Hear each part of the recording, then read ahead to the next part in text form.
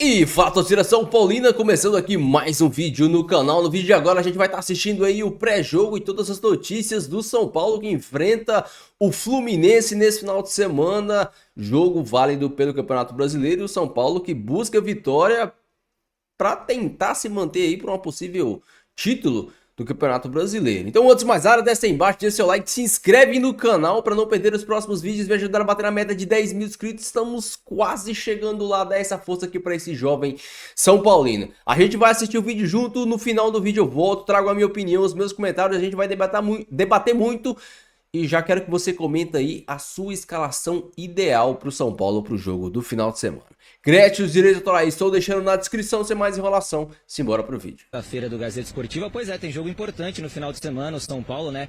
Partida contra o Fluminense, jogo contra o Fluminense fora de casa lá no Maracanã às 18h30, próximo domingo, rodada importante do Brasileirão de 2024. E o São Paulo que voltou a trabalhar hoje aqui no CCT da Barra Funda, folgou ontem pós-derrota aí para o Atlético Mineiro na última quarta-feira, 1-0 pela Copa do Brasil. Os atletas que foram lá ao velório do Esquerdo ontem trabalharam normalmente aqui, Caleri, Rafinha, Michel Araújo, Wellington Rato, todos eles trabalharam aqui normalmente no CCT, visando exatamente essa partida diante do Fluminense, jogo, repito, muito importante. Para esse jogo, Nestor e Luciano, que estavam suspensos contra o Vitória na última rodada do Brasileirão, no final de semana passado, esses voltam, e a tendência é que o São Paulo, que o professor Luiz Ubeldia, escale um time com força máxima para essa partida diante do Flusão, até porque na próxima semana teremos data FIFA, o São Paulo vai ficar uma semana trabalhando aqui no CCT da Barra Funda, e aí depois a retomada da temporada normalmente para o Tricolor, né, Brasileirão, Copa do Brasil, Libertadores. Então, tendência é de que o São Paulo tenha um time aí repleto de titulares nessa partida. O São Paulo está brigando na parte de cima da tabela do Campeonato Brasileiro, o Fluminense lá embaixo, lutando para não cair para a segunda divisão, então vai ser um confronto bem interessante entre tricolores. Você me perguntava e falava do desempenho do São Paulo como visitante, né, nessa temporada. Preparamos uma tela aí para mostrar para você que está acompanhando o Gazeta Esportiva nessa sexta. Sextou, hein, Michele? Então na tela aí para vocês acompanharem comigo, porque são 23 jogos como visitante do São Paulo nesta temporada, 9 vitórias, 7 empates, 7 derrotas, um aproveitamento aí que beira os 50%, é bem verdade, 33 gols marcados, 26 sofridos, mas precisa melhorar, né? No ano passado o São Paulo já teve um desempenho bem abaixo quando a gente fala de Campeonato Brasileiro, de visitante como no Campeonato Brasileiro. Esse ano tá ali penando para passar dos 50%, então vamos ver como que o Zubeldia vai preparar o time para esse jogo diante do Flusão fora de casa. Tá certo? Eu devolvo para vocês, fico aqui a postos, porque tem mais São Paulo daqui a pouquinho aqui no Gazeta Esportiva. São Paulo tentando movimentar o mercado da bola, esse assunto para daqui a pouco, tá bom, Michele? Vai daí. Obrigada, Zé. Bom, e vocês viram ali, vamos colocar de novo ali a telinha do São Paulo para dar uma olhadinha nesse retrospecto e como será que vai ser o São Paulo contra o Fluminense. Então, ó, como visitante, tá? Foram 9 vitórias, 9, né? É um 9 aqui? 9 vitórias, 7 empates, 7 derrotas, 33 gols marcados e 26 gols sofridos. Tem um aproveitamento de 49%. É um aproveitamento melhor do que nas últimas temporadas. O São Paulo vem bem esse ano fora de casa. Não era uma rotina do São Paulo ter mais vitórias até do que empates e derrotas. E o São Paulo vem ganhando mais esse ano como visitante. Só que agora é a reta final. Pensando em Campeonato Brasileiro, ele tem que manter e melhorar ainda essa média para poder buscar alguma coisa pelo Campeonato Brasileiro. Quando você pega os números gerais, como a gente está ali mostrando, os números não são ruins, né? São bons números fora de casa. Mas contra o Campeonato Paulista. O problema aí, essa atenção que o José Paz está chamando, é porque o retrospecto recente é muito ruim. Então, assim, num retrospecto recente, o São Paulo tem encontrado dificuldade. Nos últimos 10 jogos fora de casa, o São Paulo ganhou 1. Esse é o problema. O São Paulo, ele conseguiu boa parte dessas vitórias vem do primeiro semestre. Esse segundo semestre, as coisas não estão andando. Dos últimos 10 jogos, repito, o São Paulo bateu o Atlético Paranaense fora de casa e só. Antes disso, já eram 3 jogos sem vencer fora e depois disso, 7 jogos sem vencer. Então, assim, Perdeu agora por Palmeiras, empatou com o Nacional, empatou com o Goiás, perdeu com o Fortaleza, empatou com o Juventude, perdeu para o Atlético Mineiro. Então, assim, a sequência, é muito ruim. É por isso que todo São Paulino agora, peraí, nós estamos com um problema aqui fora de casa. Pega o número geral. O número geral, realmente, não é tão ruim. Mas, na verdade, o problema também está caindo. Só que assim, você está funilando as competições. Você está chegando na reta final de todas as competições. E justo agora o São Paulo não está conseguindo vencer fora de casa. E ainda na Copa do Brasil, ele vai ter que ganhar do Atlético fora de casa. Eu, sinceramente, vai ser uma coisa tem que ganhar, porque perdeu em casa. É uma situação muito difícil. E se você pegar estatisticamente, claro, futebol não é uma ciência exata, tudo pode acontecer e tudo mais. Mas estatisticamente, times que não vão bem fora de casa dificilmente ganham títulos. Principalmente no Campeonato Brasileiro. É muito difícil um time ser campeão com números tão ruins fora de casa. Então, nessa reta final, se o São Paulo não mudar esse curso fora de casa, não é mais candidato dificilmente vai ser candidato. Agora, uma coisa para esse final de semana joga a favor do São Paulo, que, baseado na informação do José Paes, o time não vai ser misto, né? Porque se tivéssemos jogos no meio da outra semana, se fosse um sanduíche de jogos decisivos com esse no meio, fatalmente o Zubeldia iria colocar reservas ou misto, pelo menos. Sim. Como não tem, porque tem a data FIFA na outra semana, ele vai colocar os titulares contra o Fluminense. Aí a chance aumenta de ganhar o jogo lá no Rio de Janeiro. Exatamente. E na Copa do Brasil, no meu entendimento, o São Paulo deu um azar danado. Porque, além do jogo, não ter dado muita sorte no jogo, a morte do jogador do Nacional, esqueci o perdão. Esquerdo. A morte do Esquerdo. Você tem que colocar os caras para jogar logo em seguida, indo para velório, sabe assim? Ali, enfim, o São Paulo deu um azar danado dessa fatalidade culminar com um jogo tão importante que era o jogo contra o Galo. Que vem em franca ascensão, né? O trabalho do Mano Menezes recuperou completamente o Fluminense. O Fluminense estava em último lugar com 6 pontos, está com 24, já fora da zona de rebaixamento. Ganhou 18 em 30 possíveis. Pois é, nada mal, né? Bom. Fluminense que está em frente dupla, tem a Libertadores. São Paulo que está em frente tripla, tem as 3 competições, embora tenha perdido aí o Atlético Mineiro. Pergunta é, dada a derrota e tal, tem esse jogo aí, agora e depois da data FIFA. Vai com todo mundo porque precisa fazer ponto, certo? Sim, vai com todo mundo. Imagino que não seja preservado ninguém, só voltou a treinar hoje só, né? Mas não tem suspensão e não tem lesão nova. Ele vai jogar com todo mundo. Não teve tantos jogadores. Pelo menos o jogo é domingo à noite, né? Domingo à noite. Os jogos de quase todos, fora o Corinthians, por conta da TV. Agora o Corinthians foi prejudicado pela TV. Tá vendo? Acontece. Os jogos de quase todos. O Flamengo também um pouco. O único jogo das 4 horas é Corinthians e Flamengo. Os jogos dos outros que se envolveram na Copa do Brasil no meio da semana são domingo à noite. Palmeiras, não pelo Palmeiras, pelo Atlético. Isso. Né? E os outros. Só faltava o Atlético jogar domingo, 11 da manhã. Também. Então, o Atlético Mineiro se estrepou nessa. Ele já vinha com um intervalo maior, mas se estrepou porque vai ter que jogar às 11 horas da manhã contra o Grêmio. Ih, rapaz. Na Arena Grêmio. Foi ruim pro Atlético Mineiro Muito ruim. E teve que mudar, acho que das 11, porque a iluminação não tá boa, não tá pronta. Isso mesmo. Por isso que o Grêmio falou, eu preciso jogar às 11, porque senão não tem como mandar de volta no meu estádio. Exatamente.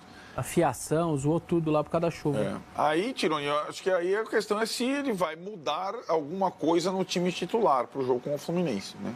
Essa é a questão, não a poupar ou não. O que você acha? Não tem o cheiro ainda. Hoje, quem jogou contra o Atlético não treinou, só quem não jogou, né? Fora os caras que estavam no velório do Esquerdo, né? Que voltaram e não treinaram. Fora o Galo treinou normalmente, né? Mas os outros não. E ele volta pro banco, né? Ele volta pro banco, vai ser julgado na segunda-feira pela expulsão contra o Atlético Paranaense lá atrás. E aí a grande questão é se ele monta um time diferente, com alguma alteração daquele que vinha sendo o titular. O Alan Franco, que estava fora, né, por suspensão, tem condição de voltar, embora o Sabino tenha jogado bem, né, contra o Atlético Mineiro, né. O Fluminense tem a questão do André, né, ele foi vendido. Já embarcou. Que é uma grande ausência, um jogador muito importante. O Fluminense contratou bastante na janela para essa posição, inclusive, porque sabia que o André seria vendido. Mas, de qualquer forma, é um jogador muito importante. E com o Thiago Silva é aquilo. O Fluminense praticamente não toma gol e ganha os jogos de 1-0, desde que o Thiago Silva e o Mano se juntaram, né? Então, uma sequência boa do Fluminense no Brasileiro. Né? Na Copa do Brasil foi eliminado, mas no Brasileiro está bem. O Fluminense ganhar, acabou o rebaixamento? Acabou. O Se o Fluminense? Fluminense ganhar. Acabou. Não, Tá? calma. Acabou. Calma aí. A perspectiva, não, eu acho, o elenco é bom, acabou. Não, sim. O número de vitórias é bom. Acabou, não acabou, mas acho que dá uma boa aliviada, de fato. Mas eu penso, e o negócio da Libertadores? Vai chegando, meu. Vai bicampeonato de Libertadores, você não vai desfocar? Não, mas vai. Não, mas é... É por isso que esse jogo pro Fluminense é muito importante. Já teve a semana inteira para se preparar, depois vai ter a outra também, da volta da data FIFA, porque ele não joga a Copa do Brasil, e aí depois vai ter que conciliar a Libertadores com o brasileiro. Né? Agora, para o São Paulo, Vessa, é importante também, e a minha conta é a seguinte. Desde que começou a maratona, o São Paulo pegou quem? O Vitória... Atlético Goianiense, Vitória. Atlético Goianiense, Vitória. São Paulo tá na maratona desde. Mas dessa começou fase... a colocar o time B no brasileiro, né? O time alternativo. Atlético Goianiense, Vitória. Atlético Goianiense, Palmeiras e Vitória. Enquanto os outros tiveram que se ferrar entre eles, Botafogo e Flamengo, Botafogo e Palmeiras, é isso que você quer dizer, né? Pegou Atlético, pegou tal. Atlético Goianiense e Vitória, fez 6 pontos. Perdeu o Palmeiras, entre eles. Perdeu pro Palmeiras um jogo fora de casa. Sim. Tudo bem que as circunstâncias foram aquelas, mas jogou, e esse aí ele jogou com o time reserva, tarará. Não, então, nesses 3 jogos ele não jogou com o time titular, né? Jogou com... sim, deu aquela misturada. Um jogo só reserva e outros jogos poucos titulares. Né? Então, para o São Paulo continuar a ficar na mesma raia, ou pelo menos tentar nessa mesma raia dessa turma que está lá em cima, esse jogo é importante. Não dá para você falar, não, esse aqui talvez... É um jogo para ganhar. Para ir para a data FIFA, para ganhar não é obrigação de ganhar, não é isso. Para ir para a data FIFA... olhando e falando assim, bom, eu tô aqui... Mais colado nos primeiros do que... Não, para a data FIFA entre os 6 melhores, que eu acho que é o campeonato do Palmeiras. Do São Paulo, não do Palmeiras. O Palmeiras acho que tem um campeonato para brigar pelo título. O São Paulo é o campeonato para tentar se manter nessa zona para, se der tudo errado nas Copas, já perdeu em casa a primeira partida, ir para a Libertadores do ano seguinte, enfim, via Campeonato Brasileiro. Então, mas espera só uma coisa. Por ser o São Paulo, vamos combinar que dar errado nas Copas é mais a regra do que a exceção. Seja para o Flamengo, para qualquer um. Para o Palmeiras, tanto que já deu errado para o Palmeiras. Então, evidentemente que esse campeonato é o mais importante. Sim, o que eu acho é que o São Paulo, há algum tempo, ele tem disputado essa posição com Bahia e Cruzeiro, né? São os adversários do São Paulo os mais próximos. E agora já estamos... A briga Fortaleza, Palmeiras, Botafogo e Flamengo, embora na pontuação seja ainda essa é a minha alcançável... pergunta. Por que 3 pontos separam a nossa visão diferente de São Paulo e Palmeiras? Pelo calendário que é diferente, que é elenco evidente, e tudo mais, é isso? Exato. São Paulo contra o Botafogo pela Libertadores. Aliás, saiu a tabela agora do brasileiro para os 2, Botafogo e São Paulo. O Botafogo vai ter sempre nos 2 jogos um dia a mais de intervalo. Isso está causando um frisson, todo mundo fala. Até o Sgarbi aqui, nosso parceiro aqui, falando. Mas qual que é a novidade, né? Não, sendo a direção do São Paulo, nenhuma, né? Quem não contratou ninguém. Quando tiver São Paulo e Botafogo, nos 2 jogos, o São Paulo vai jogar com o time B no brasileiro, mas bem inteiro. Não é modo, vai fazer como fez, não importa o adversário. Quem serão os adversários? Pode ter até o Corinthians, né? O Corinthians é depois do Botafogo. Não, mas a gente já sabe quem são. Antes do Botafogo e...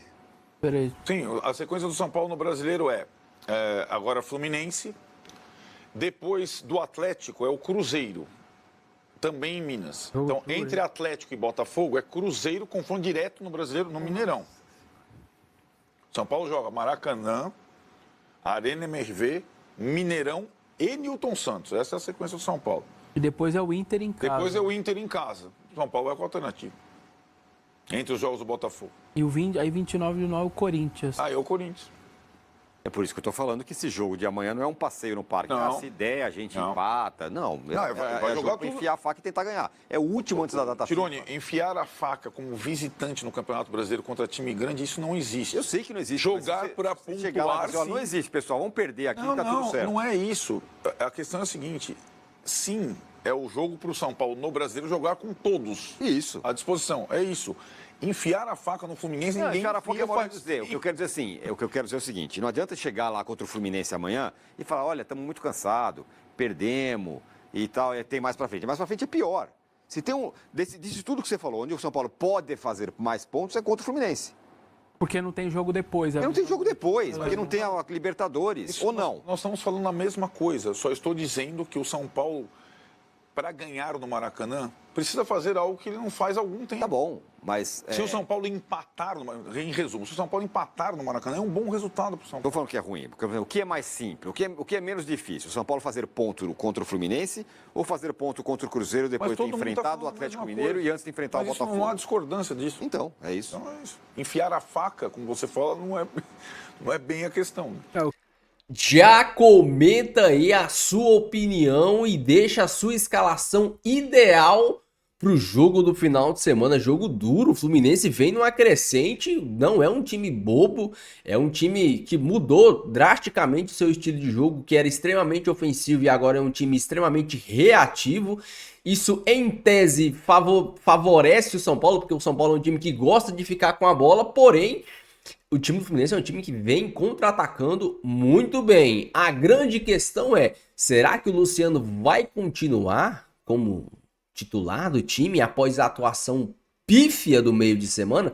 Não só a atuação do meio de semana, né? Quem entende um pouquinho de futebol sabe que o Luciano, durante toda a temporada, vem atuando ruim e os gols camuflam as atuações ruins do Luciano.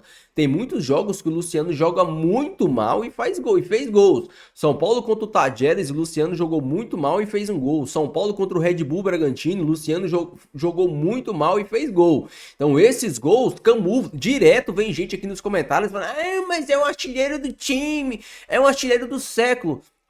O que o Luciano fez no passado não me importa. O que importa é o presente e o futuro. E no presente ele está performando mal. Ele tá jogando mal, ele até vem fazendo alguns jogos, mas se a gente for tirar um exemplo, ninguém critica o Caleri quando o Caleri fica 4, 5, 6 jogos sem marcar. Por que ninguém critica o Caleri? Por conta do nível de atuação do Caleri. O Caleri, ele tem um nível de atuação muito alto. O time precisa do Caleri. O São Paulo é um com o Caleri e é outro sem o Caleri. O Caleri pode ficar 6 jogos sem marcar que ninguém vai falar tira o Caleri de campo. Porque a gente viu o Caleri se movimentando, o Caleri dando opção, o Caleri tomando pancada, o Caleri dando pancada. A bola não chega no Caleri justamente porque nós não temos um meia que arma o time para essa bola chegar no Caleri com qualidade. Então ninguém critica o Caleri. Aí quer dizer que só porque o Luciano faz gol, ele não pode ser criticado?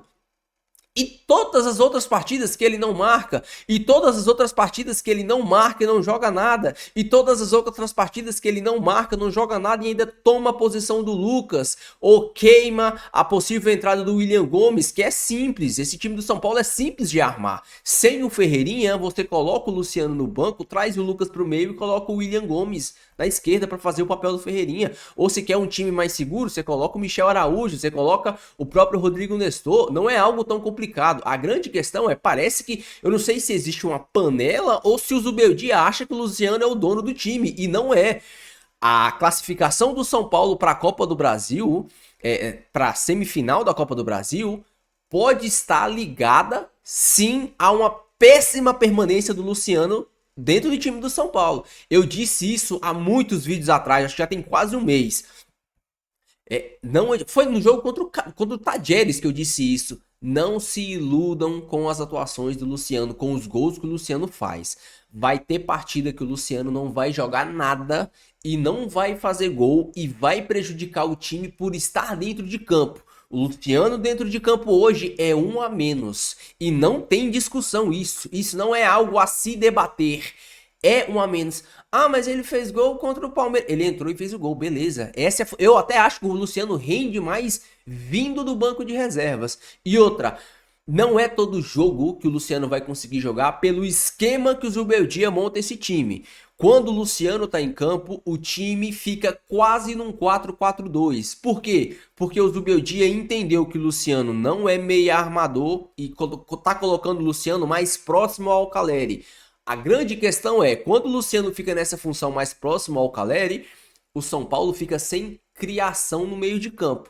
Toda a criação fica dependente de uma arrancada do Lucas, bola parada, o cruzamento do Wellington Rato e dos volantes aparecerem. Num jogo difícil como o jogo de quarta-feira, um time que joga com 3 zagueiros, o São Paulo não precisava do Luciano no meio de campo. O São Paulo no ataque. O São Paulo precisava de mais um jogador no meio de campo ou alguém para dar amplitude. No caso seria o William Gomes. Trazia o Lucas para o meio para fazer as arrancadas, para fazer o que ele sabe fazer de melhor e colocava o William Gomes lá. No jogo contra o Fluminense, a escalação ideal para mim, sem sombra de dúvidas, a linha de 4, 2 zagueiros e para mim pode até ser testado o Marcos Antônio, que para mim ele é melhor que o Bobadilla, apesar que o Bobadilla vem numa crescente, mas para mim o Marcos Antônio, ele para jogar, eu acho que até para jogar com o Luciano, o Marcos Antônio seria melhor. Se você coloca o Marcos Antônio ali, ele tem por característica quebrar a linha, ele tem por característica avançar mais, ocupar esse espaço que teoricamente seria do Luciano. Agora, como o São Paulo vai jogar provavelmente com Bobadilla e Luiz Gustavo, traz o Lucas pro meio e coloca o William Gomes, ou o Nestor, ou o Michel Araújo, que o Michel Araújo tá até jogando bem, tá tendo boas atuações quando ele entra, tanto de lateral como de meia esquerda. O que não pode é o Zubeldia continuar com a teimosia do Luciano. Aí o Luciano chega no final de semana e mete 2 gols. Isso vai anular a merda que ele fez no meio de semana? Não vai. Não vai. Se ele chegar no final de semana e fizer 2 gols, não é nada mais que obrigação dele por tudo que ele vem fazendo pelo São Paulo. Entregou o jogo quarta-feira, o jogo lá na Neoquímica Arena ele entregou também, e outras tantas partidas que o Luciano teve atuações pífias. Pífias. Então, é simples montar o time do São Paulo hoje é um time extremamente competitivo, não tem nada a ver com o time do Dorival, que era um time que marcava muito, mordia o tempo todo, você tinha um Alisson e um Pablo Maia, todo mundo se matava. O time do São Paulo desse ano não é isso. O time do São Paulo desse ano é um time mais técnico, um time mais rápido, um time que tem muitas variações de jogadas, mas para isso você precisa de ou um meia que comande o meio de campo, que nós não temos esse meia. Talvez possa ser o Galo, mas o Galo para mim nem é esse meia clássico. Ou o Lucas, não é esse meia pensativo, não é esse meia clássico, mas é o cara que cria com drible, é o cara que cria com a arrancada. Então, é o Lucas no meio, 2 jogadores na ponta, como o próprio Zubeldia disse, ele gosta do antagonismo. O Wellington Rato, ele é um meia ponta, ele vem de fora para dentro. O William Gomes e o Ferreirinha são aqueles pontas que pisam na risca, mais estilo Vinícius Júnior, citando aqui um exemplo, aquele cara que fica bem aberto, que faz fumaça. Então o Zubeldia, ele não gosta tanto de 2 pontas iguais, e por isso que ele utiliza o Rato, geralmente ele utiliza o Rato do lado, Ferreirinha do outro, ou o Lucas de um lado, o Ferreirinha do outro. Vocês sabem que eu sou fã de um time com 2 pontas bem abertos, mas não dá pra tirar o Rato é muito importante. Deixa a sua opinião aí, deixa seu comentário, eu quero muito saber. Não esqueça de deixar o seu like e se inscrever no canal se você não for inscrito, beleza? Fiquem todos com Deus, até o próximo vídeo e valeu!